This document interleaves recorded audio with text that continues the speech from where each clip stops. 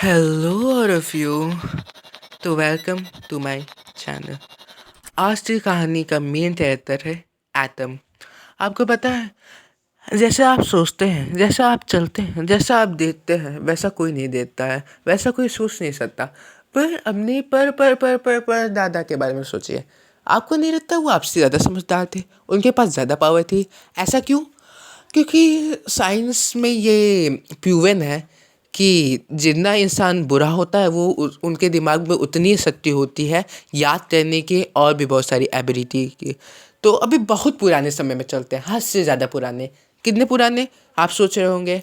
1 BC पे चले, चलिए चलते हैं। 1 BC में क्या होता होगा थोड़ा इमेजिन कीजिए। उसी समय एटम भी हुआ था, जो हमारा कैरेक्टर है 1 BC में। आपको पता है वो सबसे ज़्यादा मंदबुद्धि था अपनी पूरे कम्युनिटी, अपने पूरे पॉपुलेशन में। चलिए सोचिए वो कितना समझदार था। आपसे समझदार था या आपसे कम? अब ये अच्छे से सोचिएगा क्योंकि वो आपका पर दादा है। सोचिए। चलिए मैं बताता हूँ। एटम अपने दिमाग का 50% इस्तेमाल कर सकता था, 50%। आपको ये लग रहा होगा अरे बाप रे बाप, हम तो 0.01% इस्तेमाल करते हैं। तो वो सबसे ज़्यादा मंदबुद्धि कैसे हुआ? हम बताते हैं ना, हम किसे बैठे हैं। वो जो कम्युनिटी थी, वो जो पूरी पॉपुलेशन थी, वो अपने दिमाग का 95% इस्तेमाल कर सकते थे। अरे आप इससे भी पुराने समय में जाना चाहते हैं तो उनसे उनके भी एंसेस्टर, हमारे एंसेस्टर के भी एंसेस्टर 100% इस्तेमाल कर सकते थे।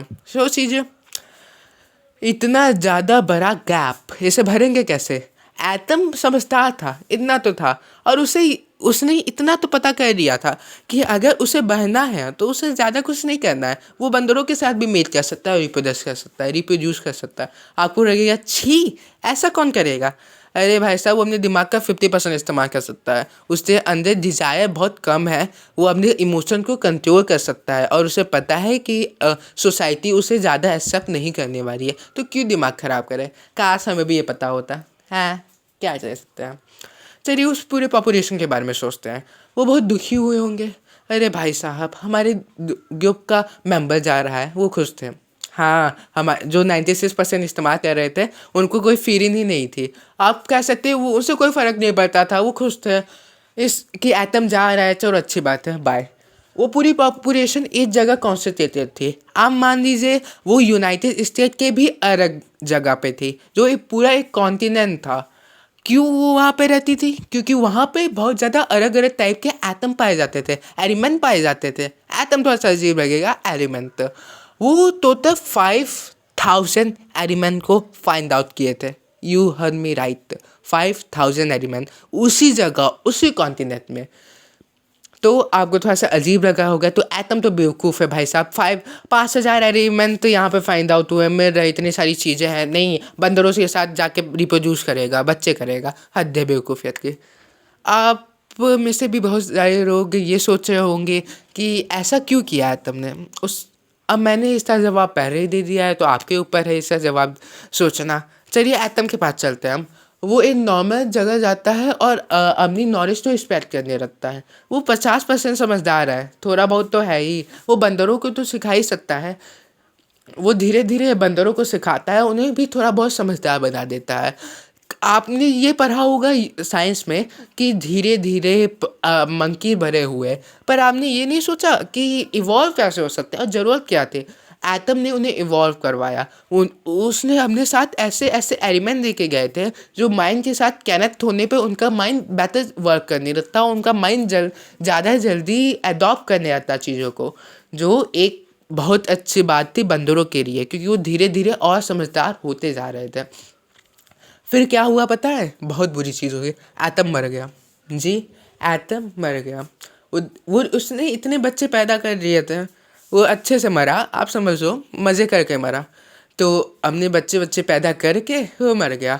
पर बंदरों को अच्छे से पता नहीं था कि भाई साहब मैं इन सारी चीज़ों को इस्तेमाल कैसे करूं। और बंदर तो बंदर है ना, कितने भी समझदार करो वो चीर फाड़ तो करेंगे ही। उन्होंने किया। और न्यूक्लियर रेडिएशन, मतलब रेडिएशन के बारे में तो आप सुने ही होंगे, उसकी वजह से बहुत कम्युनिटी कम हो गई। आप मान सकते हैं एक एरिया पूरी तरीके से रेडियो एक्टिव हो गया और उस कम्युनिटी में एटम के बच्चे थे। जो बहुत समझदार थे। अब चलिए दूसरे पॉपुलेशन यहाँ को छोड़ दे, मैं बाद में बता दूंगा। जो 100% इस्तेमाल कर सकता था, सॉरी 96%, 100% तो उससे सिस्टर इस्तेमाल करते थे, 96% इस्तेमाल कर सकते थे।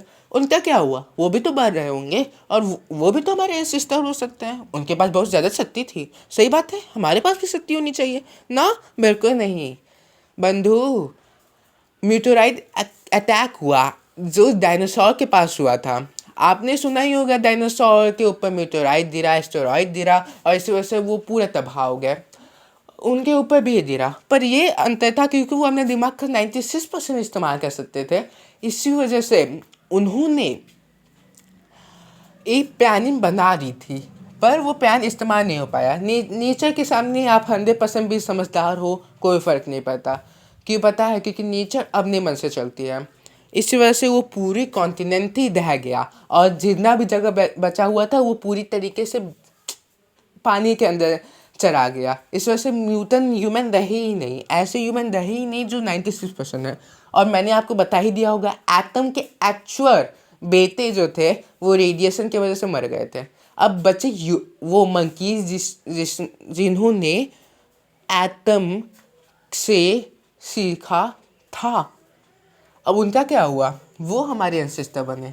उनके पास ज़्यादा पावर नहीं थी, वो आप कह सकते हो थोड़े से अजीब रहते थे, पर हाँ उनके पास इतनी नॉलेज आ गई थी, वो धीरे धीरे बढ़ने लगे। और उन्होंने ही डेट इस्तेमाल किया, उन्होंने ही बनाया डेट।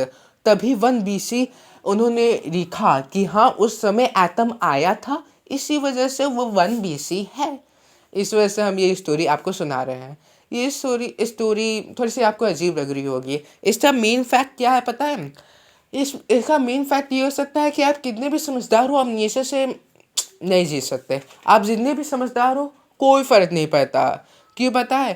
क्योंकि अगर सोसाइटी आपको एक्सेप्ट ना करे तो आप साइड में हटे जाओगे। इसलिए जो भी ये सोचते हैं ना कि अरे हम तो इंडिपेंडेंट हैं, हमें कोई सोसाइटी की ज़रूरत नहीं है, भाई साहब एटम के पास 50% दिमाग था, वो आपसे भी ज़्यादा समझदार था। इस वजह से उसे पता था कि सोसाइटी इम्पोर्टेंट है, इसे फालतू में ये सब नहीं सोचा उसने।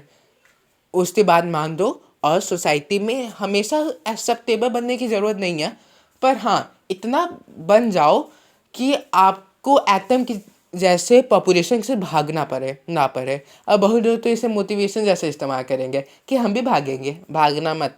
और हमारी स्टोरी को लाइक कर देना। Thank you and may the God bless you.